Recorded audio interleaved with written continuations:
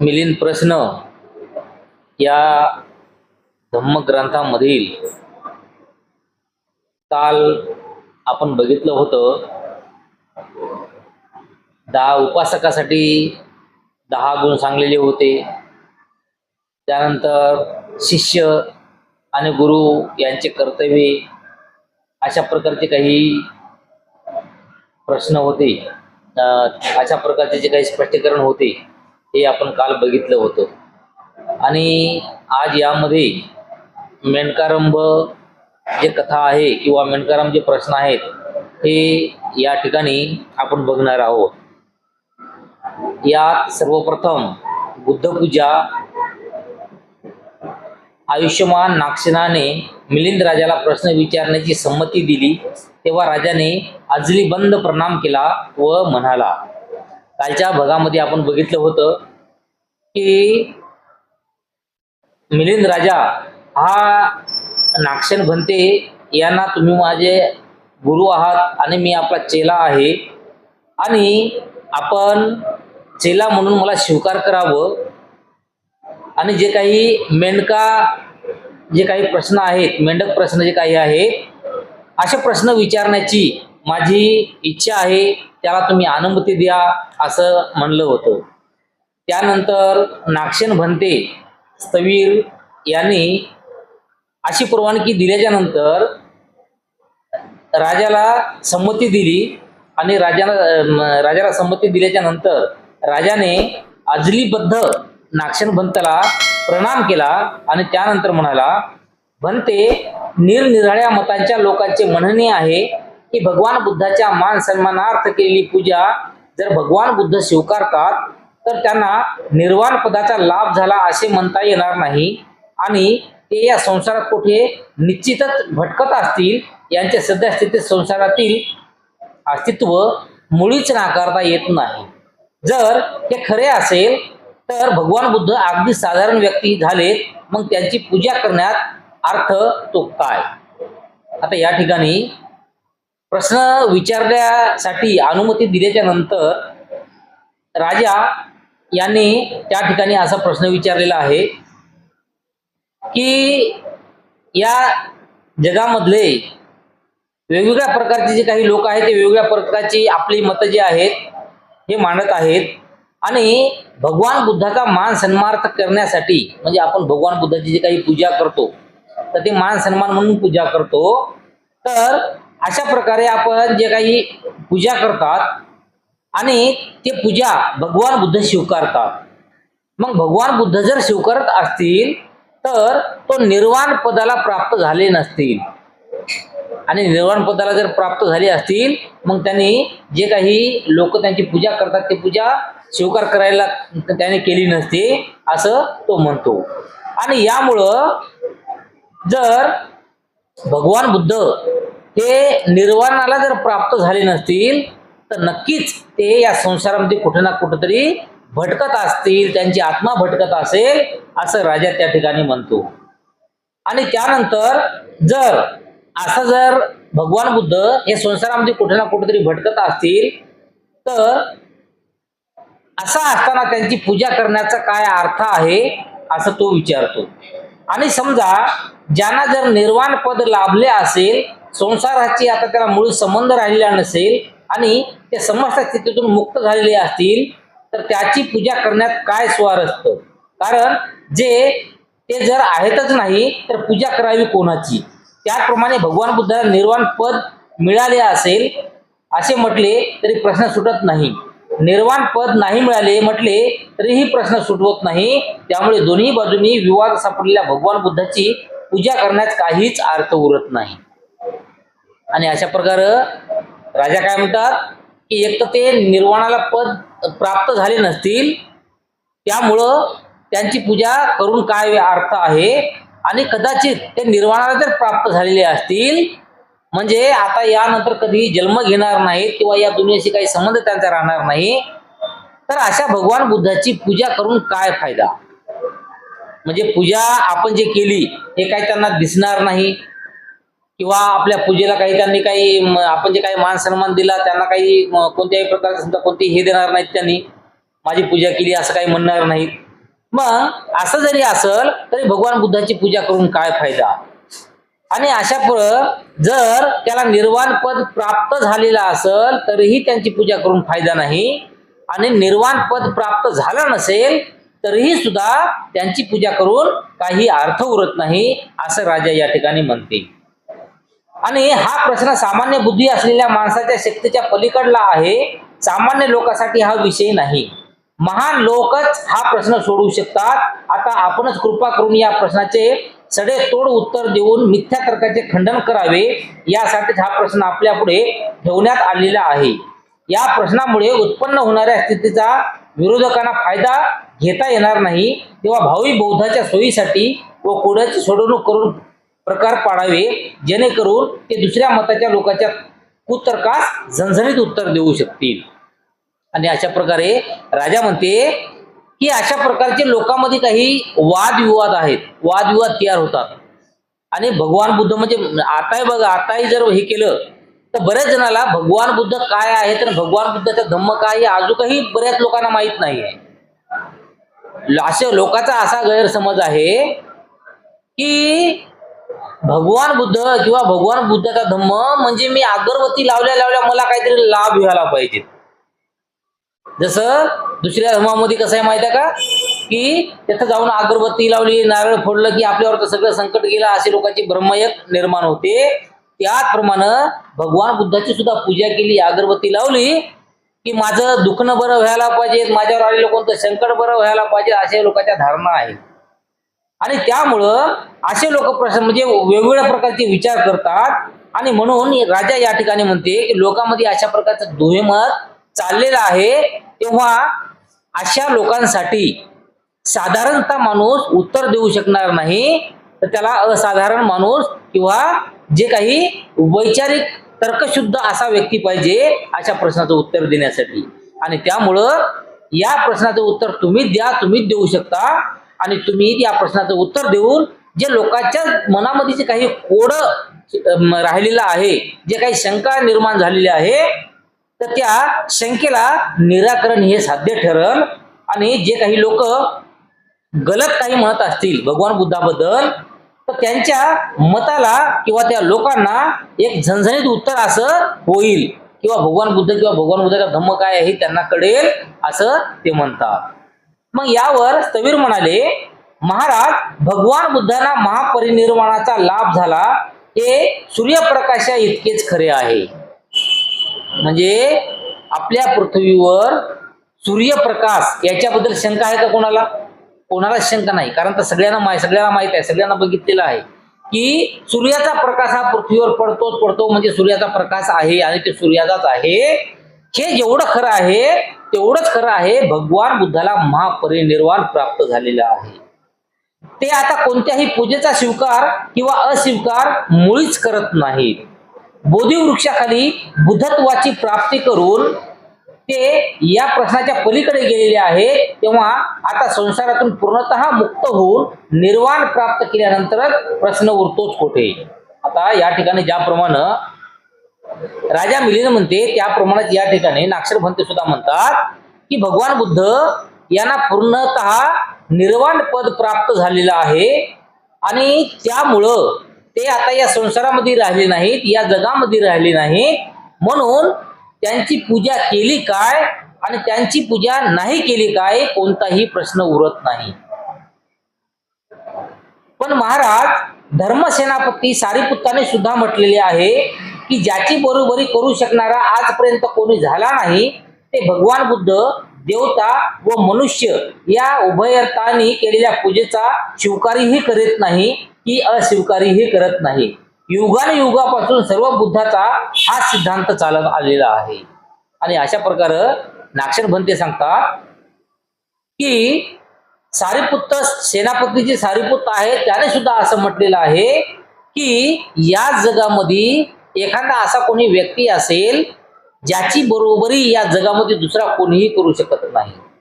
आणि जो कोणी एखादा देवते समान असेल आणि मानवा समान सुद्धा असेल असा कोणी व्यक्ती किंवा जे काही बुद्ध असेल तर असे बुद्ध या काळाच्या अगोदर झालेले असतील आता सुद्धा तयार असतील किंवा आजच्या नंतर सुद्धा बरेच बुद्ध होतील, परंतु कोणतेही बुद्ध युगानुयुगानं अशा प्रकारचा कोणताही पूजेचा स्वीकार अस्वीकार हे करत नाही, आणि हाच बुद्धाचा सिद्धांत आहे. मग त्यानंतर राजा म्हणतो की म्हणते, पुत्र आपल्या पित्याची किंवा पिता आपल्या पुत्राची स्तुती करत असेल तर त्याला प्रशंसा म्हणता येणार नाही. त्या तर आपापल्या मनातील भावना आहेत, परंतु खोट्या सिद्धांताची पाठराखण करणाऱ्या लोकांचा भ्रम दूर करण्यासाठी आणि आपल्या सद्धमाचा प्रकार पसरवण्याकरिता आपण योग्य तऱ्हेने समजून सांगावे. आता जेवढं हे सांगितलेलं आहे आता नाक्षरभंतेनी, तर राजा म्हणते की या जगामध्ये ते प्रत्येकाला समजलं पाहिजे त्याचा अर्थ, आणि त्यामुळं जे काही भगवान बुद्धाची स्तुती आहे, ज्याप्रमाणे स्तुती एखादा वडील असेल हे आपल्या पुत्राची स्तुती करते की माझा पुत्र हे शिकत आहे, असं करत आहे, चांगला आहे वगैरे वगैरे, आणि एखादा पुत्र हा वडिलाची स्तुती करतोय, परंतु ही जी स्तुती आहे हे एक स्तुती सामान्य आहे, एक एकूण एकाचा जो काही लालसा आहे, प्रशंसा आहे असे म्हणता येणार नाही. आणि त्यामुळं याच प्रकारे भगवान बुद्ध जे आहेत हे भगवान बुद्ध सुद्धा अशाच प्रकारे आपलं जे काही स्तुती करतो, काही करतो, याचा कोणत्याही प्रकारचा स्वीकार अस्वीकार हे कधी करत नाही. मग अशा प्रकारचा जे काही स्वीकार अस्वीकार किंवा भगवान बुद्धाबद्दल जे काही लोकांमध्ये भ्रम निर्माण होतात, तर त्याचं स्पष्टीकरणासहित सर्व काही तुम्ही समजून सांगावं की जे जगाला कळेल, आणि जग त्याच्यावर चालून जे काही जगाच्या मनाच्या लोकांच्या मनामध्ये जे काही भ्रम आहे ते भ्रम लोकांचा दूर होईल. मग यावर स्थवीर म्हणाले, महाराज भगवान बुद्ध तर पूर्णतः मुक्त झालेले आहेत, तेव्हा ते आता कोणाच्या पूजेचा स्वीकार किंवा अस्वीकार कसे करतील? परंतु देवता आणि मनुष्य लोक त्यांची विहारे व स्तूप बांधून त्यात त्यांच्या अस्थी, कोश, दात इत्यादी शरीर धातूची स्थापना करून ठेवतात. त्यांच्या पुण्यफळाने अरहंत पद किंवा बोधिसत्व पद प्राप्त करता यावे, याशिवाय त्या धातूची पूजा करून त्यांनी सांगितलेल्या ज्ञान रत्नानुसार आचरण करून तिन्ही समापत्तीचा लाभ करून घेतात. यासाठी विहाराची उभारणे किंवा पूजा करणे आवश्यक आहे. म्हणजे भगवान बुद्धाची पूजा केल्यानं भगवान बुद्ध काही आपल्याला पावणार नाहीत. भगवान बुद्ध काय आपल्या स्वप्नामध्ये येणार नाही की तू माझी पूजा केली त्याच्यामुळे आता काय मागतो ते मागतो, तुला मी काहीतरी धन लाभ देतो, पैशाचा लाभ देतो, असं काही भगवान बुद्ध म्हणणार नाही. परंतु ज्या ठिकाणी एखादं बुद्धविहार बांधलेला असेल किंवा जे काही एखादं बुद्धाचं कुठेतरी स्थान आपण तयार केलेलं असेल, तर त्या ठिकाणी त्या स्थानामध्ये सर्व लोक एकत्र येऊन जे काही भगवान बुद्धाच्या अस्थी असतील, भगवान बुद्धाचे दाता असतील, भगवान बुद्धाच्या वेगवेगळ्या कोणत्या तरी वस्तू कोणत्या विहारामध्ये असतील, आणि अशा विहारामध्ये जर कोणी उपासक वगैरे येऊन भगवान बुद्धाची पूजा करत असतील, तर ते भगवान बुद्धाची पूजा नसून जे काही भगवान बुद्धाचा धम्म आहे त्या धम्माची पूजा ते करत आहेत. आणि ते असे म्हणतात की मी भगवान बुद्धाला पूजतो, म्हणजे जे काही भगवान बुद्धाचा धम्म असेल त्या धम्माला पूजतो, आणि भगवान बुद्धाच्या धम्माला पूजून मी जे काही त्रिरत्न आहेत, जे काही बुद्ध धम्म आणि संघ, या त्रिरत्नासारखं मी सुद्धा वागेल, मी सुद्धा चांगलं राहील, माझ्या जीवनामध्ये मी सुद्धा कल्याणकारक काम करेल, जे काही अरहंतपद काम करेल, आणि यामुळं कधी ना कधी मला सुद्धा बुद्धत्व प्राप्त होईल, हे जे काही एक लालसा लोकांच्या मनामध्ये निर्माण होईल, आणि लोक आपल्या जन्मामध्ये चांगलं वागतील, कोणतेही पाप कर्म करणार नाही. आणि अशामुळं भगवान बुद्धाची पूजा करणं हे आवश्यक आहे. यानंतर अग्नी, या अग्नीची सुद्धा उपमा दिलेली आहे. तर या ठिकाणी नाक्षरभंते म्हणतात की महाराज समजा एखाद्याने फार मोठी अग्नी पेटवून नंतर ती विझून टाकली, तर ती निर्जीव अग्नी पुन्हा त्यात टाकलेल्या गवताच्या लाकडाचा किंवा अशाच प्रकारच्या इंधनाचा स्वीकार करेल काय? आता या ठिकाणी उदाहरण सांगितलं. जेव्हा आतापर्यंत जे काही मिलिंद राजाला सांगितलं, मिलिंद राजाला समजलं नाही, म्हणून या ठिकाणी नाक्षरभंते स्थवीर आहेत, त्यांनी उदाहरण देऊन सांगतात आणि ते एका अग्नीची उपमा देतात. एखादी भली मोठी आपण आग पेटवली असेल आणि आग पेटल्याच्या नंतर पूर्ण आग पेटून जे काही तिथं ठेवलेलं गवत असेल, लाकडं असेल, जे काही आहे ते पूर्ण जळाले. जळायच्या नंतर पूर्ण आग विझली. आता जेव्हा आग सुरू होती तेव्हा तुम्ही त्याच्यात लाकड टाका, गवत आणून टाका, काहीही टाका, ते पूर्ण जळत राहते आणि भडका मोठा होत राहते. परंतु जेव्हा ती आग पूर्ण विझलेली आहे, पूर्ण त्याची ते काय म्हणतात त्याला, ते इंगळं वगैरे सगळे विझलेले आहेत आणि सगळे विझल्याच्या नंतर आपण त्याच्यावर जर कितीही गवत टाकलं तरीही अगोदर जी आग होती ते आग त्या गवताचा स्वीकार करेल का? म्हणजे या गवताला आग लागेल का? लागणार नाही. जोपर्यंत आपल्याला दुसरं खाणं तरी पेटवावं लागणार नाही, कारण पहिली आग विझलेली आहे पूर्ण, आणि पूर्ण पहिली आग विझलेली आहे त्याच्यामुळे त्याच्यावर वरून डबल तुम्ही कितीही गवत टाका, त्याचा ती अग्नी स्वीकार करणार नाही. आणि असं म्हणतात की स्वीकार करेल काय, असं विचारल्याच्या नंतर या ठिकाणी राजा म्हणते की नाही म्हणते. जवळ असलेल्या अग्नीत जर स्वतःहून इंधनाचा स्वीकार करीत नाही तर तो एकदम विझून शांत झालेला अग्नी कसा काय लाकडाच्या इंधनाचा स्वीकार करेल. आणि अशा प्रमाणे या ठिकाणी काय म्हणतात की जे काही एखादी आग आहे, हे आग त्या आगीमध्ये काही जरी टाकलं तुम्ही तर ते सगळ्याला भस्मसात करते, सगळ्याला जाळून टाकते. परंतु एकदा आग विझल्याच्या नंतर तुम्ही त्याच्यामध्ये काहीही टाका, ते आग, पहिली जी आग होती ती आग या गवताला स्वीकार करीत नाही. महाराज, तर काय हा मोठी अग्नी विझून शांत झाल्यानंतर जगातील सर्वच अग्नी नष्ट झाली की काय? आता या ठिकाणी नाक्षरमध्ये पुन्हा काय म्हणतात की अशा प्रकारची एक अग्नी पेटवलेली आहे, ती विझलेली आहे. मग ही आग विझल्याच्या नंतर या जगातल्या सगळ्याच अग्नी काही नष्ट झाल्या काय? कुठे ना कुठेतरी आग आग पेटतच असेल. मग ही आग काय, ती आग काय एकसारखीच आहे. मग कुठे ना कुठे जर आग पेटत असेल तर ती आग इथं लागलेली या गवतावर ठेवलेली या गवताला लागायला पाहिजेत आणि त्या आगीने या गवताचा स्वीकार करायला पाहिजेत. पण तरीही सुद्धा त्या ठिकाणी राजा म्हणते की मुळीच नाही म्हणते. अग्नी तर वाळलेल्या लाकडातून उत्पन्न होतो. म्हणजे अग्नी म्हणजे त्याच्यात कुठली जादू नाही आहे की दुसरीकडची आग येथे या गवताला लागल. येथे जे आहे त्या लाकडामध्ये जी आग आहे त्या लाकडामधून ते अग्नी निर्माण होते. ज्या कोणाला अग्नीची आवश्यकता असेल तो आपल्या सामर्थ्याने अग्नीचे घर्षण करून अग्नी उत्पन्न करू शकेल आणि त्यापासून आपले कार्यही त्याला करता येईल. म्हणजे अशा प्रमाणे ज्याला जर कोणाला समजा अग्नीची गरज आहे तर तो काय करेल. पहिल्या काळामध्ये आता अशा काय आपल्या ते डब्या वगैरे नव्हत्या, माचीस वगैरे नव्हत्या. मग पहिल्या काळामध्ये दोन लाकडे एकूण एकाला घासत गेली, त्याच्यामधून अग्नी तयार करत गेली आणि अशा प्रकारे अग्नी तयार करतात आणि ते आपलं कार्य करतात. मग नाक्षर म्हणतात की महाराज, तर मग खोट्या सिद्धांताची पाठराखण करणाऱ्या दुसऱ्या मताच्या लोकांनी भगवान बुद्धाबद्दल घेतलेला आक्षेप घेतले आहे ते सर्व खोटे ठरतात की पूजेचा स्वीकार न करणाराची पूजा करणे व्यर्थ आहे.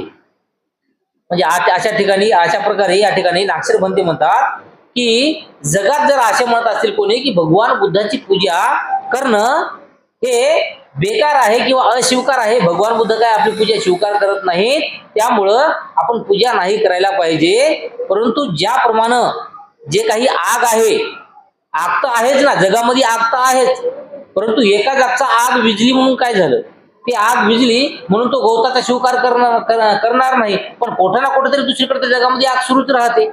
आणि अशाच प्रकार आहे की आपण पूजा करतो, हे जरी समजा इथं भगवान बुद्ध नसतील परंतु भगवान बुद्ध असं सांगतात.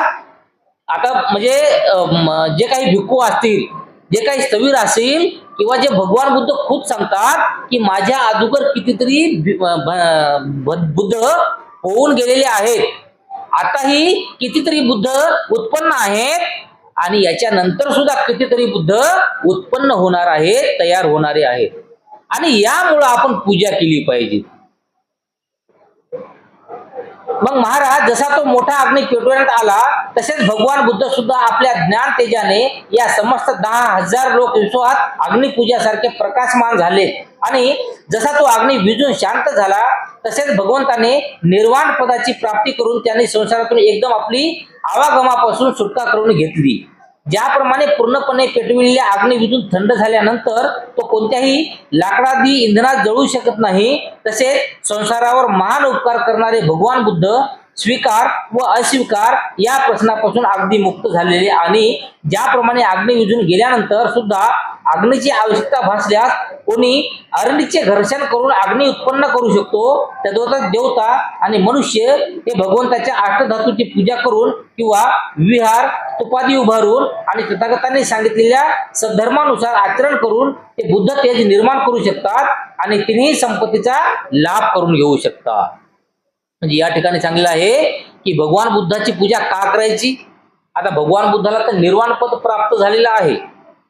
मग काही लोक म्हणतात की भगवान बुद्धाचं आता पूजा करणं हे कितपत योग्य आहे. तर या ठिकाणी नागशेन भंतेनं समजून सांगलेलं आहे की जरी एखादा अग्नी हा विजलेला असेल त्यावर कितीही गवत टाकलं तरी अग्नी घेत नाही, परंतु जेव्हा त्या गवताला आग लावायची असेल तेव्हा लोक आपणहून लाकडावर लाकड घासून त्या ठिकाणी आग तयार करू शकतात आणि त्या गवताला जाळू शकतात.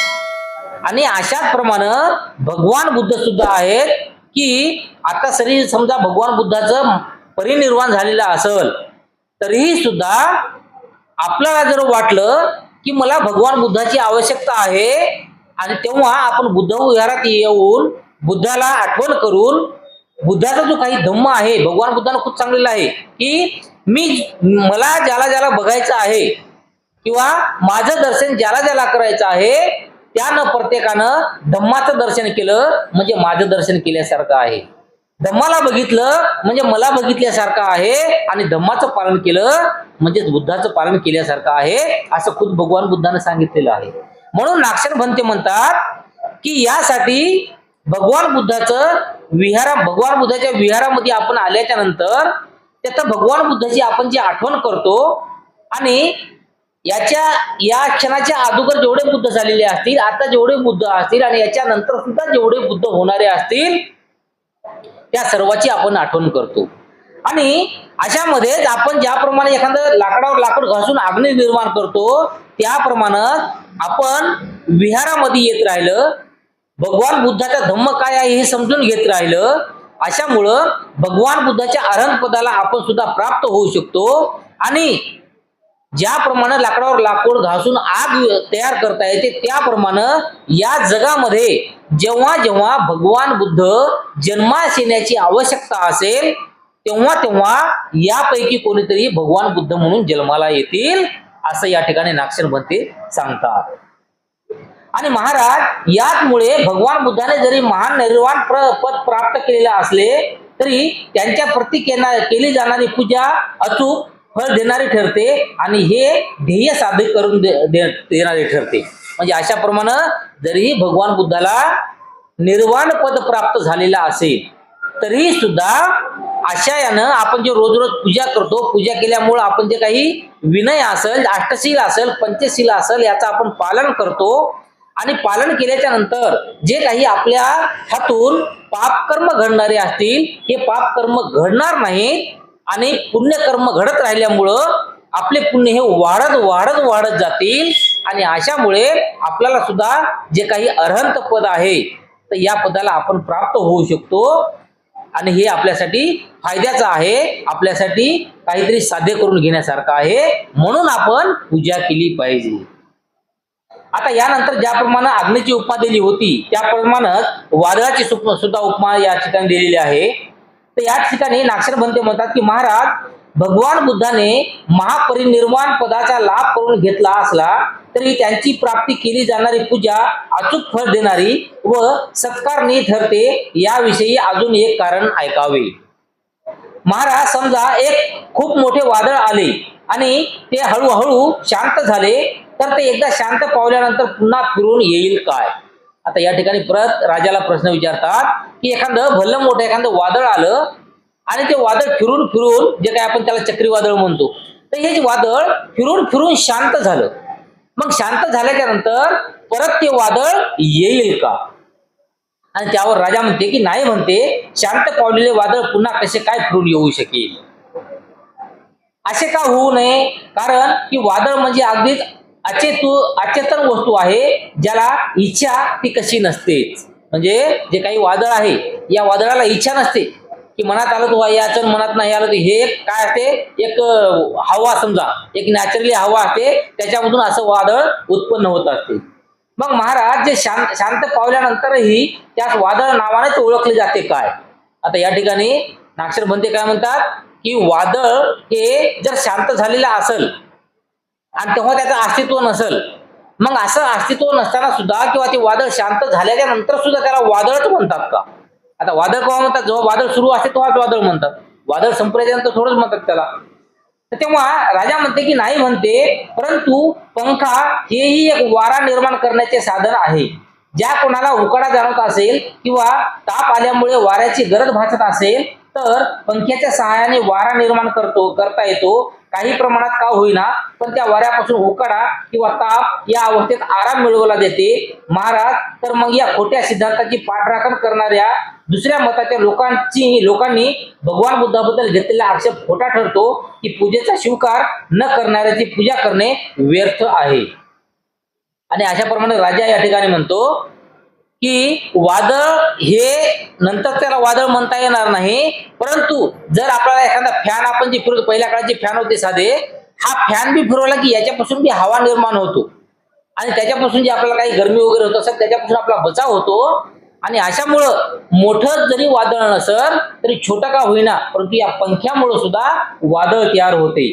आणि असं जर असेल तर जे काही भगवान बुद्धानं जे काही निर्वाण पद प्राप्त केलेलं आहे आणि त्याबद्दल लोक काही अशा पद्धतीची काही शंका निर्माण करतात, खोटा आक्षेप जो काही करतात, तर हा आक्षेप खोटा आहे. आणि पूजेचा स्वीकार जे काही आहे तर पूजेचा स्वीकार न करणाऱ्याची पूजा ही व्यर्थ आहे. म्हणजे आपण पूजा नाही केली म्हणजे ते आपला व्यर्थ आहे. मग नाक्षरमध्ये म्हणतात की महाराज जसे ते वादळ आले त्याप्रमाणे भगवान बुद्ध सुद्धा आपल्या शीतल, मधुर, शांत, सुखदायक आणि मैत्रीरूपी वायू लहरीनी या 10,000 लोक धातूवर वाहत राहिले. ज्याप्रमाणे ते वादळ येऊन शांत झाले तद्वतच भगवान बुद्धाचे निर्वाणाचा लाभ करून संसारातून मुक्ती प्राप्त करून घेतली. जसे शांत झालेले वादळ पुन्हा परत येण्याची इच्छा करीत नाही, तसेच या जगतावर महान उपकार करणारे तथागत स्वीकार किंवा अस्वीकाराच्या कामनेतून पूर्णतः मुक्त झालेले आहे. तसे ते मनुष्य गरमीमुळे किंवा तापामुळे तळपत होते. देव आणि मनुष्य लोक लालसा, दुष्टपणा व भ्रमरूपी तापाने तळमळत आहेत. ज्याप्रमाणे पंखा हा वायू उत्पन्न करण्याचे साधन आहे, तद्वतच भगवान बुद्धाचे शरीर धातू, रत्न हे तिन्ही समापती आणण्याकरिता साधन आहे. ज्याप्रमाणे गरमी व तापाने तळमळणारे लोक पंखा लावून वारा उत्पन्न करतात आणि ताप दूर करतात, त्याचप्रमाणे देवता आणि मनुष्य लोक शरीर धातूची पूजा करून भगवान बुद्धाने सांगितलेल्या ज्ञान रत्न मार्गाचे आचरण करून पुण्य लाभ करतात आणि लालसा, दुष्टपणा व भ्रमरूपी अग्नीच्या तापापासून दूर होतात. या ठिकाणी उदाहरण काय सांगितलेलं आहे की एखादा मोठं वादळ जरी समजा शांत झालेलं आहे, पण तरीही आपल्याला जेव्हा गरज आहे, आता वादळ म्हणजे हवा निर्माण करणं, हवेमुळे समजा आपला जे काही उकाडा असेल, गरमी असेल कमी होती. मग वादळ जरी कमी झालेला असेल, परंतु जेव्हा व्यक्तीला गरज पडली की आता मला गरमी होत आहे आणि आता मला हवेची गरज आहे, तेव्हा माणूस स्वतःहून जे काही पंखा असेल ते पंखा चालवून आपल्या स्वतःला हवा मारू शकते आणि आपली जे काही गरमी होत असेल ते गरमी दूर करू शकते. याचप्रमाणे भगवान बुद्ध सुद्धा आहेत, हे एक अशांत वादळाप्रमाणे होते, जे काही शीतल, मधुर, शांत, सुखदायक आणि मैत्रीपूर्वी वायू लहरीने असे भरलेले होते. आणि अशामध्ये भगवान बुद्ध एखाद्या वादळाप्रमाणे शांत झालेले आहेत, ज्यांना निर्वाण पदाचा लाभ झालेला आहे, निर्वाण पदाला अनंत प्राप्त झालेले आहेत. आणि असं झालेले असताना सुद्धा ज्याप्रमाणे हवा आपल्याला पाहिजे त्यावेळेस आपण आताच्या काळात समजा हवा पाहिजे की तो आपण बटन दाबतो आणि फॅन चालू करतो आणि हवा घेतो, तर त्याचप्रमाणे मग हे कोणाच्या हातामध्ये आहे? आपल्या हातामध्ये आहे ना. वादळाच्या हातामध्ये थोडंच आहे, आपल्या घरचा फॅन चालू करणे वादळाच्या हातामध्ये नाही, ते आपल्या हातामध्ये आहे. आपण बटन दाबतो तेव्हा फॅन चालू होते. त्याचप्रमाणे भगवान बुद्ध जरी निर्वाणाला प्राप्त झालेले असतील तरी सुद्धा आपल्याला गरज आहे भगवान बुद्धाची, त्यामुळे आपण बटन दाबायचं, आपण कुलूप काढायचं, आपण विहारात यायचं, आपण अगरबत्ती लावायची, आपण भगवान बुद्धाचं दर्शन घ्यायचं. आणि असं झाल्यामुळं जे काही भगवान बुद्धाचे त्रिरत्न आहेत, जे काही बुद्ध असेल, धम्म असेल, संघ असेल, याचं आचरण करायचं आणि आचरण करून आपलं जे काही जीवन आहे हे जीवन कल्याणकारक करायचं, असं या ठिकाणी नागशर भंते सांगतात. आणि महाराज याच कारणाने जरी भगवान बुद्धाने महापरिनिर्वाण प्राप्त केले असले तरी त्यांच्या प्रती केली जाणारी पूजा ही तात्काळ फळ देणारी आणि ध्येय साधून करून ठेवणारी असते. म्हणजे ज्याप्रमाणे जरी वादळ नाही आणि आपल्याला गरमी व्हायली, मग गरमी व्हायल्यामुळे फक्त एका सेकंदामध्ये बटन दाबलं की फॅन सुरू होते, आपली गरमी जशी नाहीशी होते.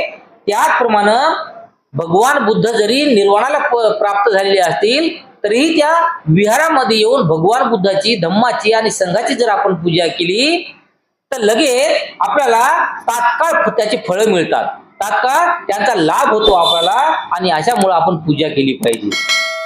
यानंतर तिसरं एक ढोल जे आहे ना, त्या ढोलाची सुद्धा उपमा या ठिकाणी दिलेली आहे आणि ते सुद्धा उदाहरण देऊन या ठिकाणी नागशर भंतेने सांगितलेलं आहे. तर नागशर भंते म्हणतात की महाराज एक आणखी कारण आहे का ज्याच्यामुळे भगवान बुद्धाने परिनिर्वाण लाभ केला असला तरी त्यांच्या प्रती केली जाणारी पूजा अचूक फळ देणारी आणि ध्येय साध्य करून देणारी ठरते. महाराज कोणी एका मनुष्याने ढोलावर थाप मारली असता आवाज निघून नंतर बंद झाला तर काय तो बंद झालेला आवाज पुन्हा फिरून याची इच्छा करील काय? आता एखादा ढोल आहे, त्या ढोलावर म्हणजे आपण त्याला काय म्हणतो, तबला म्हणावं, ढोल म्हणावं, जे बी आहे, समजा आपण बँडबाजा जे बी आहे ते, त्याच्यावर थाप मारली की त्याचा आवाज बाहेर निघते. मग तो आवाज काही वेळ राहतो आणि लगेच तो शांत होतो. मग असा शांत झालेला आवाज पुन्हा ढोल न वाजवता निघल का?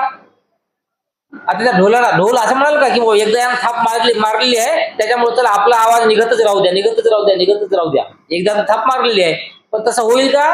नाही होत. मग या ठिकाणी राजा म्हणते की नाही म्हणते, शिवाय आवाजास विचार नाही की कल्पना नाही. एखादा आवाज निर्माण होऊन बंद पडला म्हणजे पुन्हा निर्माण होण्याची त्याला इच्छाही कशी व्हावी. ढोलाचा आवाज निर्माण होऊन बंद पडला म्हणजे पुन्हा निर्माण होण्याची त्याला इच्छा ती कशी व्हावी. ढोलाचा आवाज निर्माण होऊन बंद पडला की तो कायमचाच बंद होतो. परंतु आवाज काढण्याकरिता ढोल हे एक साधन आहे. तेव्हा जर तसा प्रसंग आला तर कोणीही मनुष्य ढोलावर थाप मारून आवाज उत्पन्न करू शकते. आता या ठिकाणी ढोलाची कशी उपमा दिली आहे की एखाद्या ढोलावर थाप मारली त्याच्यानंतर त्याचा काही वेळ आवाज होऊन ते आवाज बंद झाला. मग आवाज बंद झाला, मग तेच आवाज डबल निघणार नाही, काहीही केलं तरी निघणार नाही. परंतु जर आपल्याला गरज आहे की आणखी बी त्याच्यातून आवाज काढायचा आहे तर आपल्या हातामध्ये आहे, अजून एक थाप त्या ढोलावर मारायची, आणखी दुसरा आवाज निघेल, आणखी एक थाप मारायची, आणखी तिसरा आवाज निघेल त्या ठिकाणी. अशाप्रमाणे सर्व काही आपल्याच मनामध्ये आहे. आणि नागशर भंते म्हणतात की महाराज याच उदाहरणाप्रमाणे भगवान बुद्ध शील, समाधी, प्रज्ञा, विमुक्ती ज्ञान आणि दर्शनाने प्रभावित शरीर, धातुरूपी रत्ने, धर्म आणि विनय इत्यादी देऊन स्वतः निर्वाण लाभ करून संसारातून स्वतःची सुटका करून घेतली. परंतु भगवान जरी मुक्त झाले असले तरीही तिन्ही समापत्तीचा लाभ काही थांबत नाही. सांसारिक दुःखाने त्रस्त झाल्यामुळे जे कोणी या तिन्ही समापत्तीचा लाभ करू इच्छितात ते भगवान बुद्धाच्या विहाराची निर्मिती करून त्यात त्यांच्या शरीर धातूची स्थापना करतात आणि श्रद्धाभावे त्या धातूची पूजा करून त्यांची सांगितलेले ज्ञान मार्गाचे आचरण करून ते तिन्ही समापत्तीचा लाभ करून घेऊ शकतात. आणि ज्याप्रमाणे ढोलावर आपण थाप मारल्यावर त्याचा आवाज निघते आणि परत बंद होते आणि डबल ते आवाज निघत नाही, परंतु आपल्याला जेव्हा गरज असते तेव्हा आणखी आपण त्या ढोलावर थाप मारू शकतो आणि आवाज बाहेर काढू शकतो. त्याचप्रमाणे भगवान बुद्धाला सुद्धा जे काही निर्वाण पद प्राप्त झालेले आहे त्यामुळं भगवान बुद्ध आपल्यामध्ये नाही आहेत. परंतु जेव्हा आपल्याला गरज पडते त्यावेळेस नक्कीच आपण एखादं बुद्ध विहार तयार करायचं, त्या बुद्ध विहारामध्ये यायचं. जे काही बुद्धाची जे काही प्रतिमा आहे त्या ठिकाणी जे काही बुद्धाची मूर्ती आहे ते बुद्धाची जे एक त्याला काय म्हणावं समजा एक बुद्धाचं रूप समजा, तर ते बुद्धाचं रूप आहे. तर त्या बुद्धाच्या रूपाला अगरबत्ती लावून फुलं वाहून आपण त्या ठिकाणी डबल आवाज निघण्यासाठी त्याचा थाप मारू शकतो.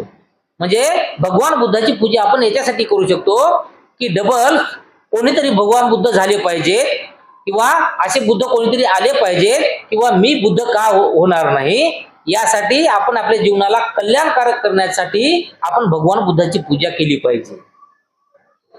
महाराज याच कारणाने जरी भगवान बुद्धाने परिनिर्वाणाचा लाभ करून घेतला असला तरी त्यांच्या प्रती केली जाणारी पूजा अचूक फळ देणारी आणि ध्येय साधी करून देणारी आहे. आणि अशाप्रमाणे भगवान बुद्धाला जरी महापरिनिर्वाणाचा लाभ झालेला असला तरीही भगवान बुद्धानं जे काही, आता समजा उदाहरणासाठी सांगायचं की एखादं ढोल आहे, त्या ढोलामधून फक्त म्हणजे अलग अलग प्रकारचं संगीत बाहेर निघते. मग एक आपण थाप मारली तर फक्त एक आवाज बाहेर निघल आणि ते गायब होईल. परंतु आपल्याला जेव्हा डबल पाहिजे तेव्हा एक थापच नाही तर पूर्ण आपण संगीत त्या ढोलामधून बाहेर काढू शकतो. आणि त्याचप्रमाणे भगवान बुद्ध सुद्धा आहे की भगवान बुद्धानं आपला जे काही धम्म असेल, जे काही संघ असेल, अशा प्रकारची त्रिरत्न आपल्यासाठी दिलेली आहेत. म्हणजे एक ढोल आपल्याला दिलेला आहे, ढोल आपल्याला दिलेला आहे म्हणजे त्रिरत्न आपल्याला दिलेला आहे. तर त्या ढोलावर आपल्या मनामध्ये जेव्हा येईल आपण तो थाप मारायची आणि त्याच्यामधून नुसतं एक आवाजच नाही तर पूर्ण संगीत बाहेर काढायचं. आणि त्याचप्रमाणे भगवान बुद्धाचे जे काही त्रिरत्न आहेत यांची पूजा करायची आपण आणि अनंत पदाचा प्राप्त लाभ घ्यायचा, असं या ठिकाणी नागशर भंते सांगतात. महाराज भगवंताने भविष्यात घडून येणारा हा प्रसंग तेव्हाच आपल्या दूरदृष्टीने जाणून घेतलेला होता. म्हणून त्याने समजून सांगितलेले आहे की आनंद, तुमच्यापैकी कोणाच्या तरी मनात असे विचार येऊ शकतात की आम्हाला मार्गदर्शक करणारे शास्ता तर निघून गेले, आता आम्हाला सद्धम्माची वाट दाखविणारा गुरु कोणी उरला नाही. परंतु तुम्ही हे असे समजून घेऊ नये. आनंद, असे पश्चाताप करण्यासारखे काहीही कारण नाही. मी ज्या सद्धम्माचा आजपर्यंत उपदेश केला, संघासाठी पालन करावयाचे जे नियम सांगितले, माझ्यानंतर हेच तुम्हाला मार्ग दाखवितील, म्हणून त्यांना तुम्ही माझ्या स्थानी मानले पाहिजे. आणि अशाप्रमाणे भगवान बुद्धानं सुद्धा सांगितलं होतं, त्यांचे जे लाडके स्थवीर होते आनंद, तर या आनंदाला सांगितलं होतं की माझ्या माघारे जेव्हा मला निर्वाण पद प्राप्त होईल त्यावेळेस माझ्या माघारे तुम्हाला असे कधीही वाटू नये की आता आमचा गुरु कोण आहे, आम्हाला आता कोण समजून सांगेल, आम्हाला कोण वाट दाखवेल, अशा प्रकारचं बिलकुल तुम्ही समजू नका. कारण तर माझ्या पश्चात या ठिकाणी मी जे काही तुम्हाला धम्म दिलेला आहे, मी जे काही तुम्हाला संघ दिलेला आहे, हा धम्म आणि हा संघच तुमचा गुरु आहे, जो तुम्हाला प्रत्येक वेळी वाट दाखवू शकते. आणि अशा प्रकारात जे काही भगवान बुद्धाचे काही त्रिरत्न आहेत, हे त्रिरत्न आपल्याला सुद्धा वाट दाखवतात. भगवान बुद्ध निर्वाणाला प्राप्त झाले म्हणून काय झालं, आपल्याला नक्कीच त्याने वाट, त्यांचं जे काही त्रिरत्न आहेत ते आपल्याला वाट दाखवतात. आणि म्हणूनच आपण भगवान बुद्धाची पूजा केली पाहिजे. आता आपण भगवान बुद्धाची पूजाच नाही केली तर जे काही धम्म आहे आपल्याला काय समजणार आहे, जे काही भगवान बुद्धाचा संघ आहे ते आपल्याला काय समजणार आहे. आणि आपल्याला समजत नाही तर मग जे काही कल्याणकारक जीवन आहे तर ते आपल्याला काय समजणार आहे. आपल्या जीवनामध्ये नुसते काटेच येणार आहेत, आपलं जीवन फक्त दुःखामध्येच भरलेलं जाणार आहे. तर ते आपल्या जीवनामधलं दुःख सरसगट काढून टाकण्यासाठी भगवान बुद्धाची पूजा करणं आवश्यक आहे. याही कारणाने जरी आता भगवान बुद्ध राहिले नाही व त्यांची परिनिर्वाण प्राप्त केली असले तरी त्यांच्या प्रती केली जाणारी पूजा निरर्थक होऊ शकत नाही. इतर पंथाच्या लोकांनी घेतलेले आक्षेप अगदी खोटे, अन्यायी, वस्तुस्थिती सोडून आणि केवळ विरोधाभास निर्माण करणारे आहे. हे आता सिद्ध झाले आहे. हे दुःखाचे कारण आहे, कारण दुःख हे खोटेपणाचे फळ आहे आणि अंधपथाच्या मार्गाने नेणारे आहे. आणि अशाप्रमाणे जे काही दुसऱ्या धर्मामध्ये जे काही धम्म सांगितलेला आहे तर तो धम्म खोटा आहे आणि त्याचं फळ सुद्धा तुम्हाला खोटच मिळणार आहे. आणि तुमचं जे काही जीवन आहे त्या जीवनाचं अंधपत्रच होणार आहे जर तुम्ही भगवान बुद्धाचा धम्म सोडून दुसऱ्या धम्माचं पालन केलं किंवा त्या धम्माचं तुम्ही त्या धम्माला तुम्ही स्वीकारलं तर, असं या ठिकाणी म्हणतात. आणि यानंतर नागशर भंतेने पृथ्वीची सुद्धा एक उपमा भगवान बुद्धाला दिलेली आहे. आणि त्या ठिकाणी नागशर भंते म्हणतात की महाराज, एक अजून कारण आहे का, भगवान बुद्धाने परिनिर्वाण प्राप्त केले असले तरी त्यांच्या प्रती केली जाणारी पूजा अचूक फळ देणारी व श्रेयस्कर का ठरते याविषयी मी सांगत आहे. महाराज, पृथ्वीला अशी इच्छा असते का की आपणास सर्वच प्रकारचे बीज पेरले जावे. आता या ठिकाणी नाक्षर म्हणते राजाला काय विचारते की पृथ्वी जी आहे तर या पृथ्वीला अशी कोणती इच्छा असते का की माझ्यामध्ये अलग अलग प्रकारचे बीज पेरले जावे. आणि त्यावर राजा म्हणते नाही, म्हणते ती अशी इच्छा करीत नाही. म्हणजे पृथ्वी काही इच्छा करते का? आपल्याला म्हणते का तुम्ही या ठिकाणी जेवारी करू नका, तुम्ही गहू पेरा, असं म्हणते का कधी पृथ्वी? एखादी आपल्या काय म्हणतात ते भाजीपाला असेल त्या भाजीपाल्याचे इथं लावण करू नका, तुम्ही दुसरं काहीतरी येत असं पृथ्वी आपल्याला कधी म्हणते का? कधीही म्हणत नाही. मग कसं राजा बी म्हणते की अशी पृथ्वी कोणतीही इच्छा करत नाही. मग पृथ्वीची इच्छा किंवा मान्यता नसतानाही बीज फुटून रोपटे वाढून मोठमोठ्या खंडाचे विस्तीर्ण शाखाचे वृक्ष होऊन जमिनीत आपले मुळे रुतवून ताट उभे राहतात, फुलतात, फळतात. ते पृथ्वीच्याच आधाराने हे कसे घडते, त्यात बीज का पेरले जाते. मग या ठिकाणी नाक्षर म्हणतात की पृथ्वी कोणतीही इच्छा करत नाही की माझ्यामध्ये तुम्ही एखादं हे झाड लावा. मग तसं असताना सुद्धा माणसं आपल्याला जे वाटेल ते त्या ठिकाणी बिया लावतात. मग त्या बियाला तिथे पृथ्वीची मान्यता नसते. पृथ्वी तसं म्हणजे पृथ्वीने तसं सांगलेलं नसते की या ठिकाणी एखादं आंब्याचं झाड लावा. मग तरी माणसाने एखाद्या त्याचा आंब्याची कोय जर लावलेली असेल तर त्या माणसानं जे तयारी दाखवली तर त्या तयारीला ती पृथ्वी जी आहे हे काय करते, साथ देते. आणि त्या ठिकाणी एखाद्या छोट्या कोयीमधून झाड रोपट तयार करते. ते मोठं होते, मोठं होऊन त्याला फळं लागतात. त्यांची जी मुळं असतात ते खोलपर्यंत आपल्यामध्ये पृथ्वी रवून घेते. म्हणजे सर्व काही त्याला साथ देते. मग या ठिकाणी राजा म्हणते पृथ्वीकडून जरी मान्यता मिळाली नसली, हे खरे असले तरी पण बीज फुटून रोपटे तयार होण्यासाठी व त्यांच्या विकासासाठी पृथ्वीच आश्रय देते. पृथ्वीतच पेरलेले बीज उगून ते विकसित होऊन शेवटी खोड तयार झाल्यानंतर फुले, फळे व विस्तीर्ण असा शाखा संभार धारण करणारे मोठे वृक्ष होते. मग राजा म्हणते की जरी त्या पृथ्वीची इच्छा नसल तरी सुद्धा आपण जे बी लावलं त्या बीला लहानाचं मोठं करण्यासाठी ते पृथ्वीच मदत करते. मग महाराज जर त्या खोट्या सिद्धांताची पाठराखण करणाऱ्या दुसऱ्या मताच्या लोकांनी भगवान बुद्धाबद्दल घेतलेला आक्षेप म्हणजे स्वीकार न करण्याप्रती केल्या जाणाऱ्या व्यवहारातच काही अर्थ नाही. हा एकदम अशिष्ट, निरर्थक आणि खोटा ठरतो. मग नाक्षरमध्ये काय म्हणतात की जर पृथ्वीनं अशी प्रकारची कोणती आशा केलेली नसेल तरी सुद्धा आपण होऊन कोणतं बी लावतो तरी त्या बियाला मदत करते ती पृथ्वी. त्याचे जे काही मुळं असते ते आपल्यामध्ये रवून घेते, झाडाला मोठं करते. त्याचप्रमाणे जे काही लोक जे काही म्हणतात समजा की सर्व काही पृथ्वीच्या मनावरच असते तर हे खोटं ठरते. तर पृथ्वीच्या मनावर नाही, प्रत्येक बियाला पृथ्वी साथ देते. आणि अशाच प्रमाणे या ठिकाणी भगवान बुद्धाचं सुद्धा आहे असं या ठिकाणी म्हणतात. मग महाराज भगवान अरहंत सम्यक समुदाना या महान पृथ्वी समान समजले पाहिजे. आता या ठिकाणी हे जे काही पृथ्वी आहे या पृथ्वीला एखाद्या म्हणजे भगवान बुद्धासारखं आपण समजलं पाहिजे.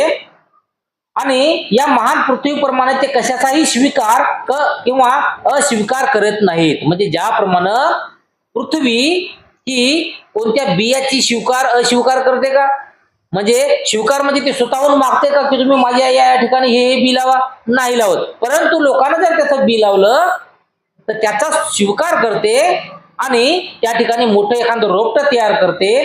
तर ज्याप्रमाणे पृथ्वीच्या आश्रयाचे बीज उगवून त्याच्यात मोठमोठे वृक्ष होतात त्याचप्रमाणे भगवान बुद्धाच्या शरीर धातूच्या सुरक्षिततेसाठी विहार व स्तूपाची उभारणी करून त्या अवशेषाची पूजा व भगवंताच्या आदेशाचे पालन इत्यादीचा आश्रय घेऊन देवता आणि मनुष्य लोक पुण्य फळरूपी मुळाने मजबूत करून पकडून समाधी स्कंद, धर्मसार आणि शिलाचा शाखा सांभार धारण केलेले मोठमोठे वृक्ष तयार होतात. आणि त्या वृक्षांना श्राम्य रूपी फुले व विमुक्ती रूपी फळे येतात.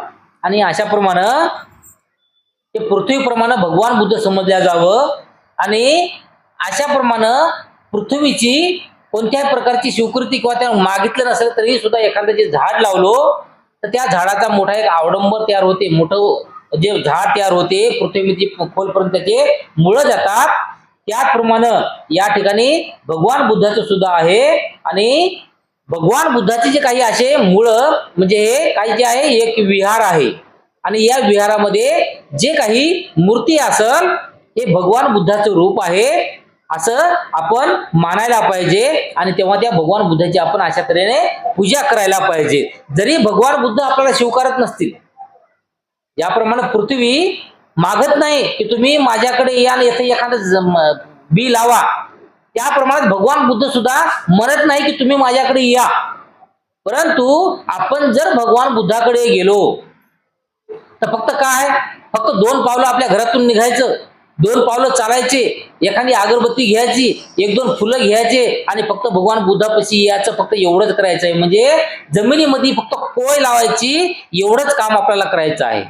बाकी त्या कोळीपासून रोपटं तयार कसं करायचं, रोपाला मोठं कसं करायचं, त्याचे मुळे जमिनीमध्ये कसे घालायचे आणि त्याच्या मोठमोठी त्याला फळं कशी आणायची, त्याला फुलं कशी आणायचे, हे सर्व पृथ्वीच्या हातामध्ये आहे.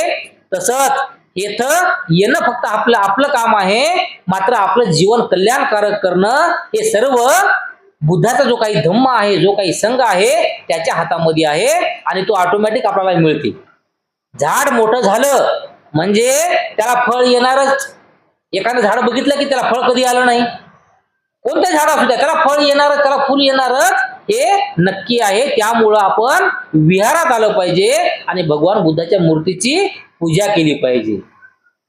महाराज याच कारणाने जरी भगवान बुद्धाने परिनिर्वाण केलेले असले तरी त्यांच्या प्रती केली जाणारी पूजा ही अचूक फळ देणारी आणि ध्येय सिद्धीस कारण होणारी आहे. आणि अशा प्रमाणे भगवान बुद्धाचं जरी परिनिर्वाण झालेलं असेल तरीही पण भगवान बुद्धाची पूजा करणं हे एक अचूक फळ देणारी, एक ध्येय सिद्धीस नेणारी अशी ही एक कथा आहे किंवा सांगड आहे असं या ठिकाणी म्हणतात. म्हणजे आपण भगवान बुद्धाची जर पूजा केली तर निश्चितच आपल्याला फळ लाभ होतो असं या ठिकाणी सांगितलं जाते.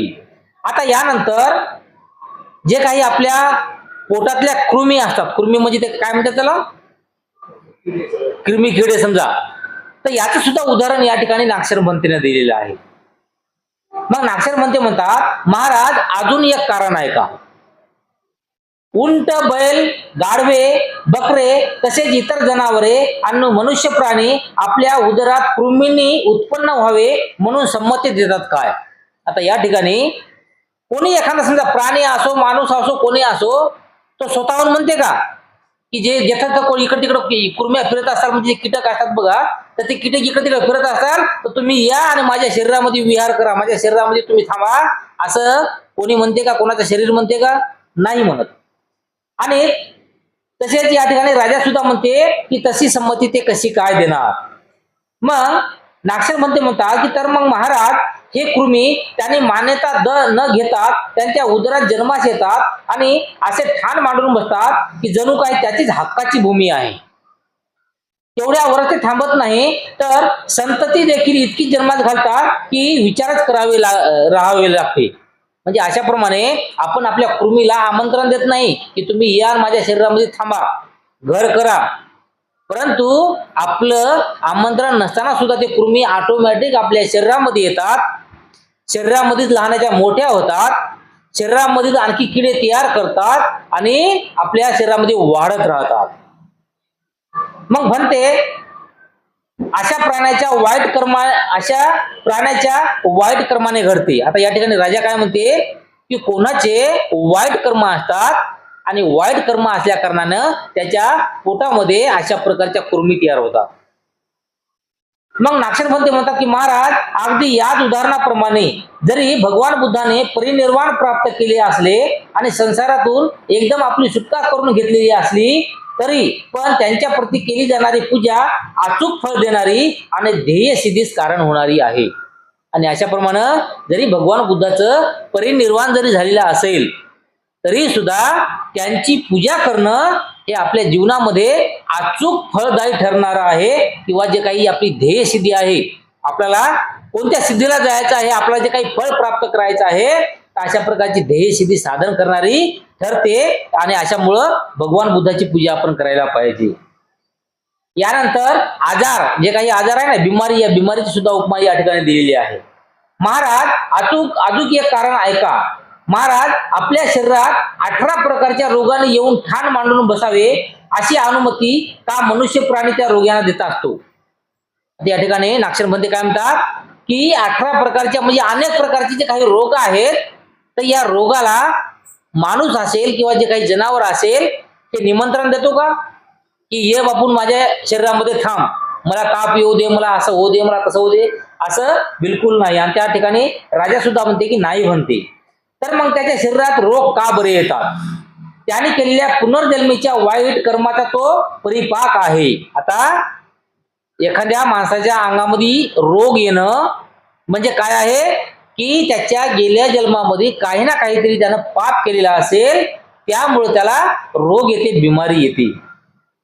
मग महाराज जर मागील जन्मी केलेल्या वाईट पाप कर्माची फळे या जन्मी भोगावी लागत असली, तर मागील जन्मी किंवा या जन्मी केल्या जाणाऱ्या किंवा पुण्य किंवा वाईट पाप कर्माचीही फळे निश्चितच भोगावी लागणार.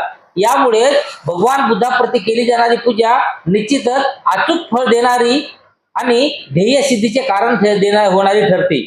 यावरूनच हे सिद्ध होते की मग त्याने महापरिनिर्वाणाचा लाभ केला असला तरी या संसारातून आपली सुटका करून घेतलेली असली तरी त्यामुळे काही फरक पडणार नाही.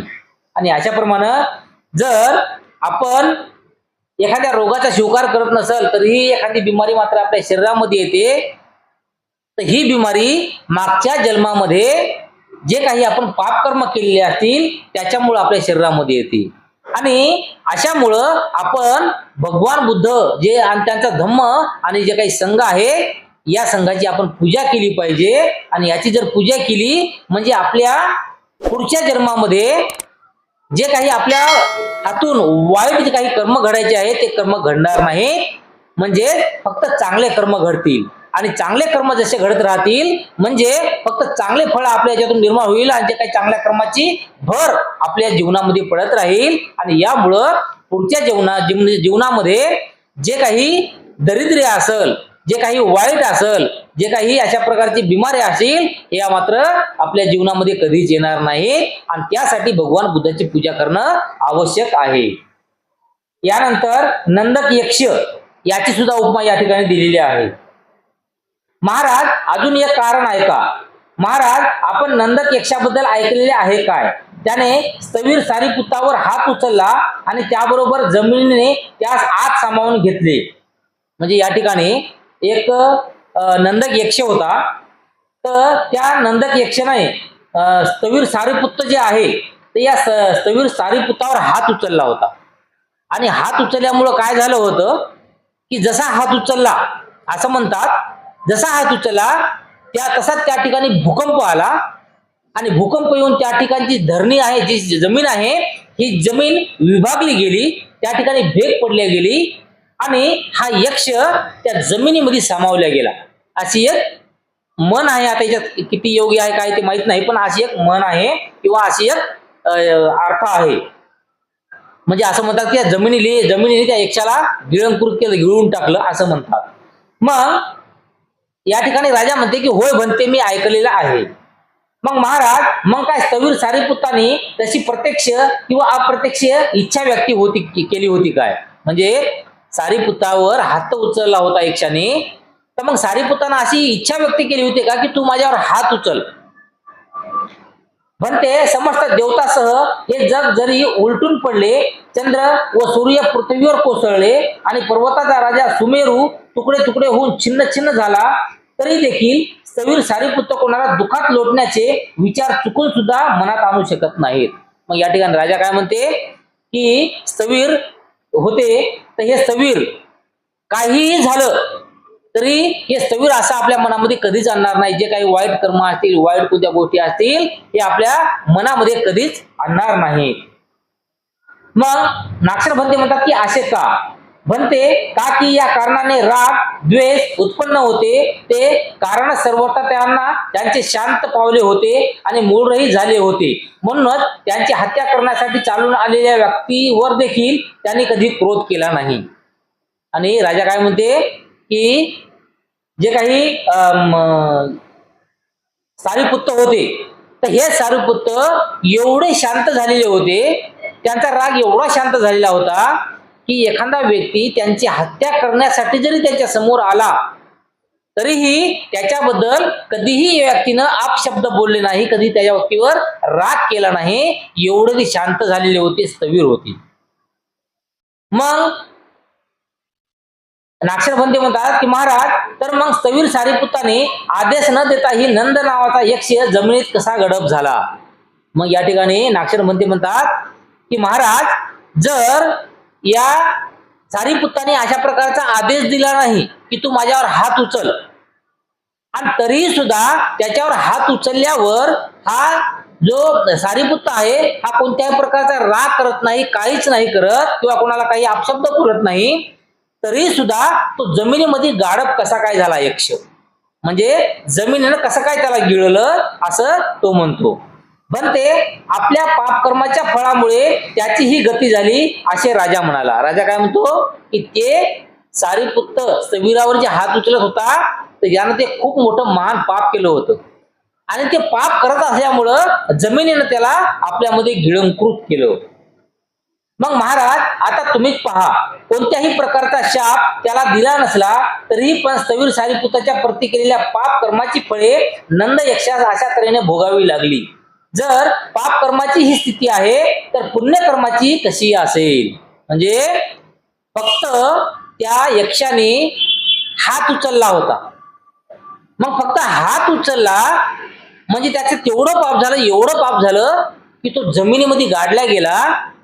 मग असा एखादा जो कोणी बुद्ध असेल, अशा बुद्धावर किंवा अशा कोणत्या स्थविरावर किंवा जे काही भिक्खू असेल अशावर फक्त हात उचलला तर अशा प्रकारचे जे काही पाप असतात, पाप घडतात आणि या पापाची फळे त्याला ताबडतोब मिळतात. तर त्याचप्रमाणे जर अशामुळे जर पाप जर त्या ठिकाणी निर्माण होत असेल, पापाला सजा मिळत असेल, मग याचा अर्थ सरळ सरळ आहे की तिथं पुण्य सुद्धा मिळत असेल आणि पुण्याची फळे सुद्धा मिळत असतील. जेव्हा त्या ठिकाणी पाप होऊन पापाची फळे मिळत असतील, मग सहज आहे ना की तिथं पुण्य होऊन पुण्याची सुद्धा फळे आपल्याला मिळत असतील. मग याप्रमाणे जसं या ठिकाणी पाप होऊन त्या पुण्य जे काही पापाचे फळ मिळतात, त्याप्रमाणे पुण्य आपण करत राहिलं तर पुण्याची सुद्धा निश्चित आपल्याला फळ मिळत असतील असे त्या ठिकाणी सांगतात. आणि अशाप्रमाणे जे भगवान बुद्धाने तरी निर्वाण लाभ करून संसारातून आपली कायमची सुटका करून घेतलेली असली तरी त्यांच्या प्रती केली जाणारी पूजा अचूक फळ प्रदान करणारी आणि ध्येय साध्य करण्याचे होणारी आहे. म्हणजे अशाप्रमाणे भगवान बुद्धानं जरी परिनिर्वाण झालेला असेल, परिनिर्वाण होऊन त्याने गेलेले असेल, तरी सुद्धा त्यांची पूजा करणं म्हणजे आपण आपल्या पुण्याचा भागीदार होणं किंवा आपल्या जीवनामध्ये जे काही पुण्य आहे तर या पुण्याचं जे काही मल्टिप्लाय करणं, जे काही पुण्य वाढवणं हे काम होते. आणि याशिवाय अशा तऱ्हेने जमिनीत गडप होणार असे किती लोक आहेत यासंबंधी हे महाराज आपण कधी ऐकलेले आहे काय. आता या ठिकाणी नागशेरभंते म्हणतात की अशा प्रकारचे पाप कर्म करून किती लोक जमिनीमध्ये गाडल्या गेलेले आहेत असं तुम्ही ऐकलेलं आहे काय. आणि यावर राजा म्हणते, होय भंते, मी ऐकलेलं आहे. ठीक आहे, सांगा बरं त्याची नावे. मग नागशेरभंते म्हणतात की तुम्हाला काय काय माहित आहे त्यांची नावे मला सांगा. मग या ठिकाणी राजा म्हणते की भंते, चिंचा नावाची ब्राह्मण कन्या. आता आपण भगवान बुद्धाच्या जे काही ग्रंथ वाचन केलं त्याच्यामध्ये चिंचा नावाची जे काही महिला होती तिच्या संदर्भात आपण बघितलेलं आहे. तर या ठिकाणी सुद्धा राजा सांगते की चिंचा नावाची ब्राह्मण कन्या, सप्रबुद्ध नावाचा शाक्य, त्याप्रमाणे देवदत्त हा भगवान बुद्धाचा चुलत भाऊ, देवदत्त सुद्धा कसा जमिनीत गाडला गेला हे सुद्धा या ठिकाणी सांग. आता जमिनीत गाडला गेला म्हणजे जमिनीतच गाडला असं नाही, परंतु पापाचे फळ त्यांना मिळाली. कोणी बिमार झाले, कोणाकोणाच्या शरीरामध्ये आळ्या पडल्या, किडे पडले, असे करून मेलेले आहेत. यांची उदाहरणे या ठिकाणी सांगितलेली आहेत. त्यानंतर नंदक नावाचा यक्ष, एक यक्ष आपण हे सुद्धा भगवान बुद्धाच्या ग्रंथामध्ये बघितलेलं आहे. त्याच्यानंतर नंद नावाचा ब्राह्मण, हे 5 लोक जिवंत असताना जमिनीत गडप झालेले आहे. अशाप्रमाणे या ठिकाणी राजाने 5 नावे सांगितलेली आहेत. मग महाराज, कोणते वाईट कर्म याने केले होते आणि कोणत्या प्रती ते सांगा बरे. आता हे 5 जे काही व्यक्ती आहेत हे 5 व्यक्ती जमिनीत गाडले गेले, तर मग याने कोणते पाप कर्म केले होते तर ते सांगा, असं त्या ठिकाणी नागसेन भन्ते म्हणतात. मग भन्ते भगवान बुद्ध आणि त्यांच्या भिक्षू संघाप्रती अत्यंत तिरस्कारणीय पाप कर्मे त्याने केलेले होते. म्हणजे भगवान बुद्ध असेल किंवा जे काही भगवान बुद्धाचे जे काही भिक्खूगण असेल, भिक्खू असतील, तर त्यांच्या प्रती याने खूप काही तिरस्कारणीय असे पाप करणं, म्हणजे बारहमेश त्याने फक्त तिरस्कार करत राहिले. देवदत्त लहानपणापासून भगवान बुद्धाचा तिरस्कार करत राहिला आणि अशाप्रमाणे त्यांची जे काही पाप कर्मे होती ती केलेली होती.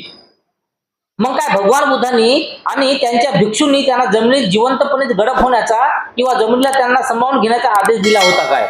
मग अशा प्रकारे भगवान बुद्धाचा जो काही तिरस्कार करत असतील, भगवान बुद्धाच्या संघाचा जो काही तिरस्कार करत असतील, हे सर्व जमिनीत जर बुडाले गेलेले असेल, गडप झालेले असतील, तर मग भगवान बुद्धानं जर काय स्वतः असा आदेश दिला होता का की जमिनीमध्ये गाडप तू होशील, किंवा जमिनीला असा काय आदेश दिला होता का की हे व्यक्ती माझा खूप तिरस्कार करते, या व्यक्तीला तू जमिनीमध्ये गडप करून घे, अशा प्रकारचा कोणता आदेश दिला होता का?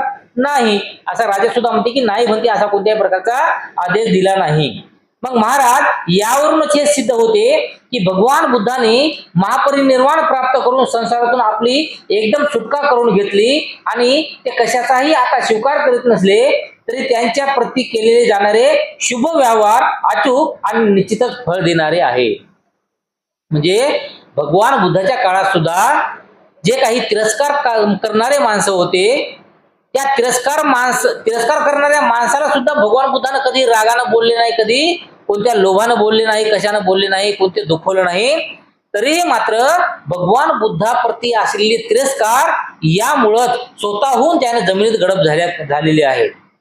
आणि अशामुळं जर भगवान बुद्धानं अशा प्रकारचे कोणतेही आपण स्वतः सांगितलं नाही की तू जमिनीत गाडप होशील, किंवा जमिनीला तशी आज्ञा दिली नाही की तू जमिनीत तू याला गाडप करून घे, मग अशाप्रमाणे भगवान बुद्ध असले काय किंवा नसले काय, आपण जेव्हा भगवान बुद्धाची पूजा करतो तर भगवान बुद्ध सांगत नाहीत आपल्याला की तुम्ही पूजा करा, किंवा भगवान बुद्धाचा जर कोणी तिरस्कार करत असेल तर तो व्यक्ती आताच्या काळात सुद्धा जो काही तिरस्कारिक व्यक्ती आहे तो आताच्या काळात सुद्धा बिमार पडल्याशिवाय राहत नाही. मग भगवान बुद्धाचा तिरस्कार केल्याच्या नंतर तो व्यक्ती जर पापाचा कर्म भोगत असेल, तो बिमार पडत असेल, मग निश्चितच भगवान बुद्धाचं जर काही आपण चांगलं केलं, भगवान बुद्धाचं आपण दर्शन घेतलं, भगवान बुद्धाची जर पूजा केली, तर मग पुण्याची फळं सुद्धा आपल्याला मिळाल्याशिवाय राहणार नाहीत. आणि रोज रोज भगवान बुद्धाची जेव्हा पूजा करत राहील तेव्हा जे काही पुण्याची फळं आहेत याची भर हे आपल्या जीवनामध्ये वाढत जाईल, असं या ठिकाणी नागसेन भन्ते सांगतात. मग भन्ते नागसेन आपण या अत्यंत गुंतागुंतीच्या प्रश्नाचा अत्यंत सफाईने पूर्णतः उलगडा करून दिला आहे. यातील गाठी पूर्णपणे सोडून दिल्यात, ढिल्या करून दिल्यात, अज्ञानाच्या जंगलाची चांगली ज्ञानाचे पीक देणारी भूमी बनवली, गुप्त असलेले धर्माचे धन बाहेर काढून दिले, अगदी स्वच्छ करून दिले, धर्मविरोधकाच्या तोंडावर चांगली चपराक मारली, चुकीने सांगितली जाणारी मते खोटी असल्याचे सिद्ध झाले, कारण त्यातील खोटेपणा अस्पष्टपणे दिसून आला. दुसऱ्या पंथाच्या लोकांच्या मुखावरील सारे तेज लोप पावले. खरोखरच बनते आपण गणाचार्या सर्वश्रेष्ठ आहात. आणि अशा प्रकारे वेगवेगळ्या उपमा देऊन, वेगवेगळे उदाहरण देऊन नागसेन भन्तेनी भगवान बुद्धाची पूजा का करावी या संदर्भामध्ये जे काही स्पष्टीकरण दिलेलं आहे. तर भगवान बुद्धाची पूजा किती आवश्यक आहे, भगवान बुद्धाची पूजा आवश्यक आहे म्हणजे त्यासाठी आपल्याला विहार देणं किती आवश्यक आहे, आणि भगवान बुद्धाची जर पूजा नाही केली तर आपलं जीवन हे फक्त दुःखामध्ये भरल्या जाईल, दुःखच दुःख आपल्या जीवनामध्ये भरल्या जातील. त्यामुळे भगवान बुद्धाची पूजा करणं हे अतिशय मोलाचं आहे, किंवा अतिशय आपल्या जीवनामध्ये जे काही आपलं जीवन आहे तर ते कल्याणकारक करण्यासारखं आहे. आणि यामध्ये सर्वच बुद्ध भन्ते नागसेन भगवान बुद्ध सर्वच होते हे खरे आहे काय? नाही हे एवढं झालं. तर या ठिकाणी भगवान बुद्ध हे सर्वज्ञ होते याच्या संदर्भात या ठिकाणी सांगितलेलं आहे. राजा म्हणते की भक्ते नागसेन भगवान बुद्ध सर्वज्ञ होते हे खरे आहे काय? म्हणजे सर्वज्ञ म्हणजे सर्व काही जाणणारे, भगवान बुद्ध फक्त आपण या पृथ्वीवर होतो तेव्हाच जाणारे नव्हते, याच्यानंतर हजारो काळ शेकडो काळ जेवढे काळ निर्माण होतील तिथपर्यंत सर्व काही जाणणारे होते. मग यानंतर नागसेनपंथी म्हणतात की होय महाराज, भगवान बुद्ध सर्वज्ञ होते, परंतु याचा अर्थ समजून घेऊ नये की सदा सर्व काळ कोणत्याही अवस्थेत त्यांना संसारातील समस्त बाबीची जाणीव राहत असे. तथापि ते थोडे चिंतन करून कोणत्याही गोष्टीला तत्काळ समजून घेत होते. त्यात त्यांची सर्वज्ञता होती. म्हणजे भगवान बुद्ध जेव्हा ह्यात होते किंवा भगवान बुद्ध जेव्हा पृथ्वीवर होते त्यावेळेस त्यांनी आपली जे काही शांती समाधी जी होती, तप होता, त्या तपामध्ये बसून समाधी लावून सर्व काही या जगाबद्दल पूर्ण समजून घेत होते. म्हणते भगवान बुद्धांना जर चिंतनाद्वारे शोध घेऊन त्यानंतर कोणत्याही गोष्टीचे ज्ञान होत असेल तर त्यांना सर्वज्ञ म्हणता येणार नाही. आता या ठिकाणी राजा म्हणते की भगवान बुद्ध हे फक्त तपाला बसल्याच्या नंतर, ध्यानाला बसल्याच्या नंतरच त्याला हे सर्व काही जे समजत असेल, मग हे भगवान बुद्ध सर्वज्ञ होते असं म्हणता येणार नाही. सर्वज्ञ म्हणजे पूर्ण त्यांना चालता बोलता हिंडता फिरता कधी बी जाणायला पाहिजे या जगाबद्दल, तर तसे नव्हते, तर मग ते सर्वज्ञ नव्हते असं म्हणावं लागेल असं त्या ठिकाणी राजा म्हणते. मग नागसेनपंथी म्हणतात की महाराज, समजा आपल्या गोदामात असलेल्या तांदळापैकी 100 गाड्या अर्धी चूक, 7 अर्मन आणि 2 तुंबे तांदळाचे दाणे किती? आता या ठिकाणी या राजाला नागसेनपंथी प्रश्न करते की राजा, तुमच्या गोदामामध्ये जे काही धान्य ठेवलेलं आहे तर त्या धान्यापैकी 100 गाड्या म्हणजे 100 गाड्यामध्ये जेवढे समजा तांदूळ बसतील तर हे एवढे तांदूळ किती असतील तुमच्या मनानं, असं विचारते त्याला. राजाला विचारतात. ते भगवान अगदी क्षणात करून सांगू शकत होते. म्हणजे हे 100 गाड्या हे तांदूळ तुमच्या कोठारामध्ये गोदामामध्ये किती आहे ते तुम्हाला समजणार नाही, परंतु जेव्हा भगवान बुद्ध ध्यानस्थ बसत असत तेव्हा मात्र फक्त 100 गाड्याकडे बघून किंवा त्यांचा विचार करून त्याच्यामध्ये तांदूळ किती असतील हे भगवान बुद्ध सांगत होते. असे सर्वज्ञ भगवान बुद्ध होते. ते इतके लाख करोड तांदळाचे दाणे आहेत, ते सर्व देतेशिवाय कोणी सांगू शकेल काय? आणि अशा प्रकारे जेव्हा 100 बैलगाड्यामध्ये किती लाख किंवा किती करोड तांदूळ आहेत हे कोणी सांगू शकेल का? कोणीच सांगू शकत नाही. परंतु ध्यानाला बसल्याच्या नंतर भगवान बुद्ध मात्र हे सांगू शकत होते आणि त्यामुळं भगवान बुद्ध हे सर्वज्ञ होते असे नागसेनपंथी या ठिकाणी सांगतात. आणि अशा प्रकारे या ठिकाणी जे काही मेंढक म्हणजे अशा प्रकारचे मेंढक प्रश्न तर अशा प्रकारचे मेंढक प्रश्न या ठिकाणी विचारलेला राजाने त्या प्रश्नाची अचूक आणि स्पष्टीकरणासहित नागसेनपंथी यांनी उत्तर दिलं आणि त्यावर राजा हा पूर्ण आनंदी झाला. आणि आजचा जो काही भाग आहे अशा प्रमाणे हा भाग या ठिकाणी आपण संपवित आहोत.